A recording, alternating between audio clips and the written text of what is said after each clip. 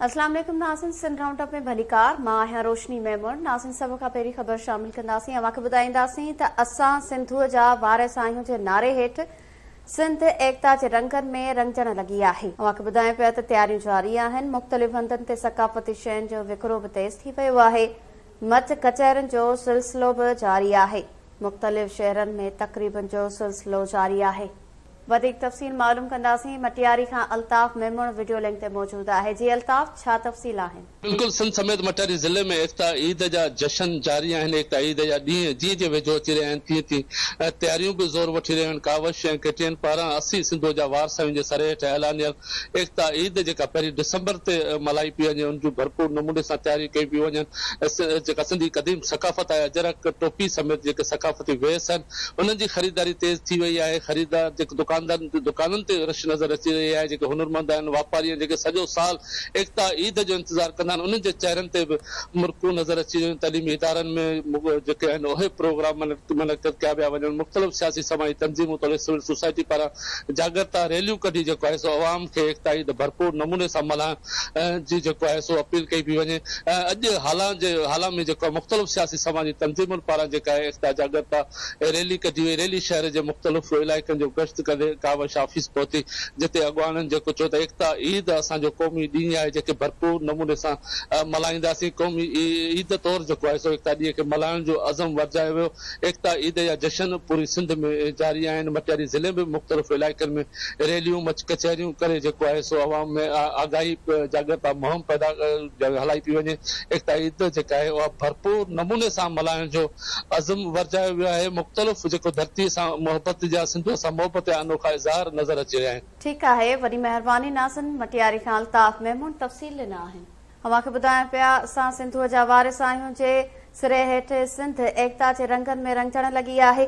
तयारियूं जारी आहिनि। मुख़्तलिफ़ हंधनि ते सक़ाफ़ती शयुनि जो विकिरो बि तेज़ थी वियो आहे। मच कचहरियुनि जो सिलसिलो जारी आहे। तक़रीबनि जो सिलसिलो बि जारी आहे। अवांखे ॿुधाईंदासीं एकता ईद जूं तयारियूं जारी आहिनि। जागरता रैलियूं बि कढियूं पियूं वञनि। हिन हवाले सां मुख़्तलिफ़ शहरनि जी सूरत हाल अवां ताईं पहुचायूं पिया। अवांखे ॿुधाईंदासीं असां सिंधूअ जा वारिस आहियूं जे सिरे हेठि सिंध एकता जे रंगनि में रंगजण लॻी आहे।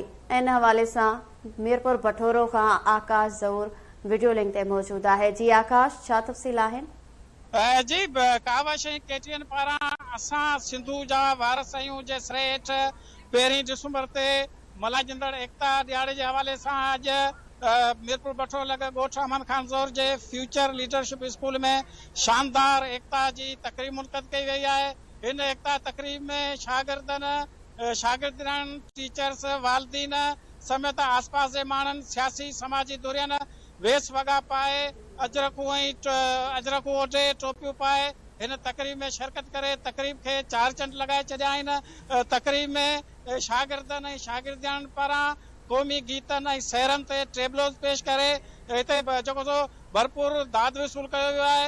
जॾहिं त शागिर्दनि पारां सिंधु दरिया, सिंध धरती ऐं सिंध जे वसीलनि ते भरपूर तकरीरूं कयूं वियूं आहिनि। हिते हैदर जतोई पारां हिकिड़ो ज़बरदस्त सिंध माता, सिंध धरती ते गीत ॿुधायो आहे, जंहिं ते बि उनखे ज़बरदस्त दाद मिली आहे। हीउ एकता जो ॾियारो जेको 1 डिसंबर ते पाण हिनखे क़ौमी ईद तौर ते करे मल्हाईंदासीं, उन हवाले खां हींअर खां ई जेको सरगर्मियूं आहिनि उहे चोट चढ़ी वियूं आहिनि। माण्हुनि में वॾो जोश ऐं जज़्बो आहे। नंढड़नि ॿारनि खां वेंदे नौजवाननि ऐं औरतनि ताईं वॾो जोश ऐं जज़्बो आहे। हिननि जो चवणु आहे त हीउ जेको हीउ ॾियारो आहे इन खे क़ौमी ईद तौर करे मल्हाईंदा। जी वॾी महिरबानी नाज़रीन। मीरपुर भठोरो खां आकाश ज़हूर तफ़सील ॾिना आहिनि। अवांखे ॿुधायूं पिया मुख़्तलिफ़ शहरनि में तक़रीबनि जो सिलसिलो जारी आहे। स्कूलनि में ॿारनि टेबलोस पेश कया आहिनि। 1 डिसंबर ते एकता ईद भरपूर नमूने मल्हाइण जो अज़म वरजायो वियो आहे। अवांखे ॿुधाईंदासीं असां सिंधूअ जा वारिस आहियूं जे सिरे हेठि सिंध एकता जे रंगनि में रंगजण लॻी आहे। इन हवाले सां मुख़्तलिफ़ शहरनि में तक़रीबनि जो सिलसिलो बि जारी आहे। इन हवाले से प्रदीप कुमार वीडियो लिंक ते मौजूद है। जी प्रदीप, छा तफ़सील आहिनि? जी बिल्कुल, KTN पारां ऐलानियल एकता दिहाड़े के हवाले से भानसेदाबाद के आसपास तैयारियों जेके उरूज ते पहुतल आहिनि। जॾहिं त अॼु भानसेदाबाद शहर के वेझो गवर्नमेंट एलिमेंट्री हाफिज़ हाजी खान सोलंकी स्कूल में तकरीब कोठाई वई है। राग रंग की महफ़िल थी है। जॾहिं त ही स्कूलन के ॿारनि पारां शानदार रैली पिणु कढी वई है। जॾहिं त ही महिमान के अजरक जा तोहफ़ा पिणु ॾिना विया। जॾहिं त ही स्कूल में जेको राग रंग की महफ़िल थी है, जंहिंमें नौजवान फनकार है नज़ाकत अली ब्रह्मणी जैं पंहिंजे फन जो मुज़ाहिरो पिणु कयो आहे। जी वरी मेहरबानी नाज़िम। प्रदीप कुमार तफ़सील ॾिनाहनि भान सैदाबाद खां। अवांखे ॿुधायां पिया असां सिंधू जा वारिस आहियूं जे सिरे हेठि सिंध एकता जे रंगनि में रंगजण लॻी आहे। तैयारियूं जारी आहिनि। मुख़्तलिफ़ हंधनि ते सक़ाफ़ती शयुनि जो विकिरो बि तेज़ थी पियो आहे। अवांखे ॿुधाईंदासीं त इन हवाले सां मच कचहरियुनि जो सिलसिलो बि जारी आहे। एकता ईद जूं तैयारियूं जारी आहिनि। जागरता रैलियूं बि कढियूं पियूं वञनि। जॾहिं त स्कूलनि में ॿारनि टेबलोस पेश कया आहिनि। वधीक तफ़सील मालूम कंदासीं। फैज़गंज खां वीडियो लिंक ते मौजूद आहे अमर शहर। जी अमर शहर। जी बिल्कुल, समूर सिंध जा कावश KTN के सॾ ते जिथे एकता जा जेके रंग आहिनि उहे निकिरी पिया आहिनि।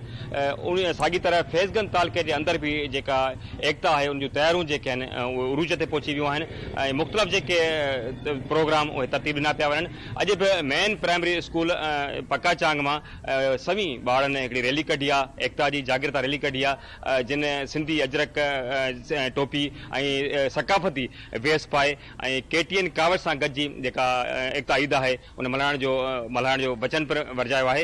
ऐं सभी ॿारनि मेन प्राइमरी स्कूल खां वठी करे मुख्य चौक पक्काचांग ते रैली कढी आहे। उते उन्हनि जेके क़ौमी गीत आहिनि उन्हनि ते रक़्स पिणु कयो आहे ऐं जेके उन्हनि में शामिल उस्ताद हुआ ॿार उन्हनि इहो वचन वरजायो त 1 डिसंबर ते असां जेका KTN ऐं कावश जेको स्लोगन ॾिनो आहे त असां सिंधुअ जा वारिस आहियूं, असां सिंधुअ जा वारिस आहियूं ऐं उन सिरे हेठि एकता ईद असां KTN सां गॾिजी मल्हाईंदासीं। मां तव्हांखे ॿुधायां त ॿिया बि जेके प्रोग्राम उहे भी तरतीब न पिया वञनि। मुख़्तलिफ़ स्कूलनि में हाई स्कूल पक्काचांग है, किड्स यूनिवर्सिटी है, ब्राइट मॉडर्न फ्यूचर स्कूल है। उन्हनि प्रोग्राम तरतीब न जेके एकता जा जेके रंग आहिनि उहे निखरंदा पिया वञनि ऐं सुभाणे भी काफ़ी जेके हिते प्रोग्राम तरतीब न आहिनि। अॼु जेका मेन प्राइमरी स्कूल मां रैली निकिती है उते उन में सभी ॿारनि जेको क़ौमी वेस पाए ऐं उन में शिरकत कई है। जी वरी मेहरबानी नाज़िम। अमर शहर तफ़सील ॾिना आहिनि फैज़गंज खां। ख़बर शामिल कंदासीं काज़ी अहमद खां। अवांखे ॿुधाईंदासीं त टॉलर जी टक्कर में मोटरसाइकिल सवार जी भाड़जी फोत थी वियो आहे। वधीक तफ़सील मालूम कंदासीं। वीडियो लिंक ते मौजूद आहे मुमताज़ जतोई। जी मुमताज़, छा तफ़सील आहिनि हादसे जे हवाले सां?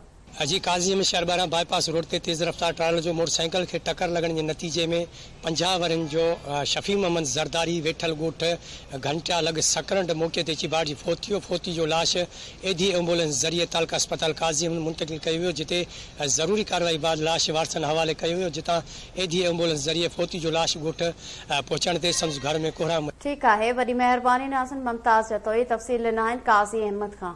नौशरो फेरोज खां ख़बर अवां ताईं पहुचाईंदासीं, जिते IBATS पास उस्तादनि जो 7 महीननि खां पघारूं न मिलण ख़िलाफ़ एहतजाज जारी आहे। तफ़सील मालूम कंदासीं। वीडियो लिंक ते मौजूद आहे काज़ी ज़ुल्फ़कार। जी काज़ी ज़ुल्फ़कार, छा तफ़सील आहे? जी बिल्कुल, IBATS पास उस्तादनि अॼु पघारूं न मिलण जे ख़िलाफ़ डिस्ट्रिक्ट एजुकेशन ऑफिस जेका आहे उनजे ॿाहिरां एहतजाजी मुज़ाहिरो कयो आहे। नौशरो फेरोज ज़िले जे मुख़्तलिफ़ शहरनि खां उस्तादनि पघारूं न मिलण जे ख़िलाफ़ एहतजाजी मुज़ाहिरो कयो। IBATS पास ही उस्ताद आहिनि जेके 3 फेज़ में भर्ती थिया, उन्हनि खे 7 महीननि खां वधीक अरसो गुज़री आहे पर हिन वक़्तु पघारूं नथियूं मिलनि, जंहिंजे करे उस्ताद परेशान। उन एहतजाजी मुज़ाहिरो करण खां पोइ DO ऑफिस ॾाढो धरणो भयो आहे। इन वक़्तु जेके एहतजाजी उस्तादनि जो चवणु आहे त 7 महीननि खां वधीक अरसो गुज़री वियो आहे। टेस्ट पास करण बैदि उन्हनि खे उस्ताद तौरु भर्ती कयो हो। ज़िले जे मुख़्तलिफ़ जेके स्कूल आहिनि उन में ड्यूटियूं सरंजाम ॾियनि था पिया, पर हिन वक़्तु ताईं खेनि पघारूं नथियूं मिलनि। उन्हनि चयो त हिकु तरफ़ बुख बेरोज़गारी आहे त ॿिए तरफ़ नौकिरी ॾियण बावजूदि पघारूं नथियूं मिलनि, जंहिंजे करे असांजा बचा बुखूं पिया काटनि। हिननि इहो मुतालबो कयो आहे त फौरी तौर ते उस्तादनि खे पघारूं जारी कयो वञे। ॿी सूरत में जेको एहतजाज आहे उनजो दाइरो वधायो वेंदो। जी ठीक है, वॾी महिरबानी नाज़िम। नौशर फेरोज का काज़ी ज़ुल्फ़कार तफ़सील ॾिना आहिनि। नाज़िम, सिंध राउंड अप में फ़िलहाल एतिरो। वधीक ख़बरुनि ऐं अपडेट लाइ विज़िट कंदा असांजी वेबसाइट KTN News.tv। ॾिसंदा रहो KTN News।